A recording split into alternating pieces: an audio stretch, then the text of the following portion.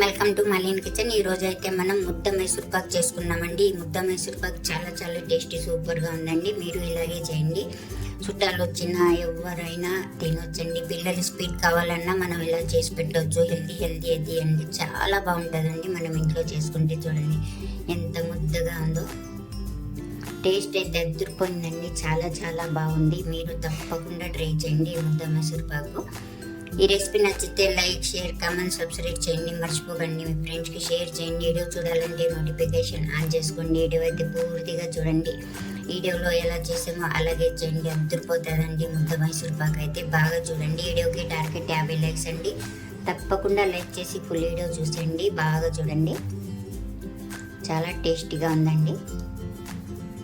Thank you అండి. మనం ఒక గిన్నె తీసుకోవాలి. తీసుకొని ఇప్పుడు ఈ గిలాస్తో మనం ఒక గిలాసు శనగపిండి అండి, మనం జల్లించుకున్న పిండి అయితే నేను తీసుకున్నాను ఒక గిలాసు. ఈ గిలాస్తో తీసుకుంటానండి అన్ని. అదే గిలాస్తో మనం పాలపొడి అండి, పాలపొడి తీసుకోవాలి. ఈ పొడిని కూడా మనం ఇందులో వేసుకోవాలి. వేసుకున్న తర్వాత మనం బాగా చెంచాతో 2 కలిపేసుకోవాలి.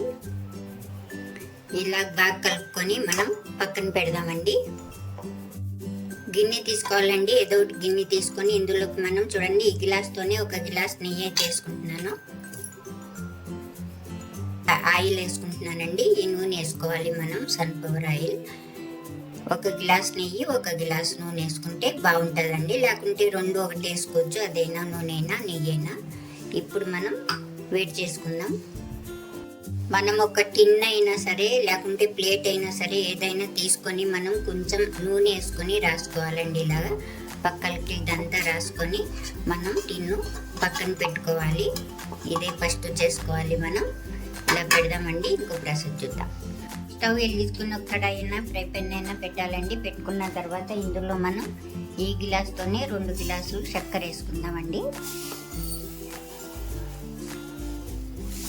చక్కెర వేసుకోవాలి. అదే గిలాస్తో ఒక గిలాసు నీళ్ళు వేసుకోవాలి. వేసుకొని క్షీరపాకం రానిస్తాం పోవాలండి. బాగా మనకు ఎక్కువ ఏం అవసరం లేదండి. క్షీరపాకం చూద్దామండి మనం కలిపి బాగా.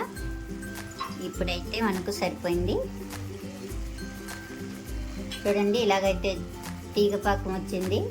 ఇలాగా చాలండి. ఇప్పుడు మనం ఇందులో మనం కలిపి పెట్టుకున్నాం కదండి శనగపిండి, పాలపొడి, ఈ 2 కలిపి మనం ఇందులో వేసేసుకుందాం. పిండి వేసుకొని బాగా కలుపుకుందాం.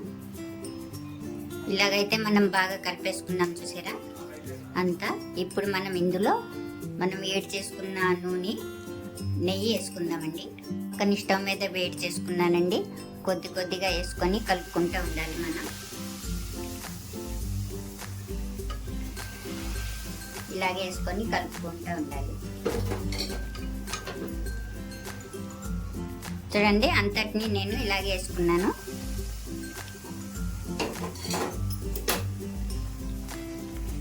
కలుపుకోవాలి బాగా. మొత్తం అంతా వేసుకున్నానండి. ఒకసారి అయిపోయింది. ఇలాగైతే ఒక నిమిషం దాకా కలుపుకుందాం. ఇలాగైతే మనకు రెడీ అయిపోయిందండి. చూసారా బుడగలు లాగా వచ్చినాయి. ఇప్పుడు మనం స్టవ్ ఆఫ్ చేసుకుందాం. ఇప్పుడు మనం చేసుకున్న మిశ్రమాన్ని ఈ గిన్నెలో వేసేసుకోవాలి. నూనె పెట్టింది ఇలాగా వేసుకున్న తర్వాత మనం గట్టిగా ఏం చేయకూడదండి. మనం జస్ట్ ఇలా చేసుకుంటే చాలు.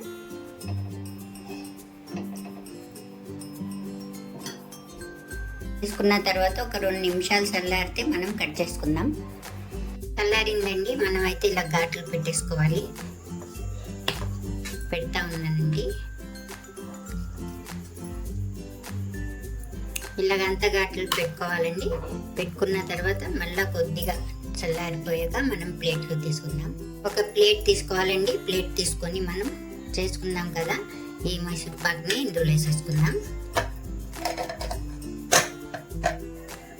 ఇలా తీసేసుకోవాలండి మనం. చూడండి ఏది అంటుకోలేదు, బాగా వచ్చింది చూసారా. అంతేండి, ఎంతో టేస్టీ అయిన ముద్ద మైసూర్ పాక్ అయితే రెడీ అయిపోయిందండి. ఈ రెసిపీ నచ్చితే లైక్ చేయండి.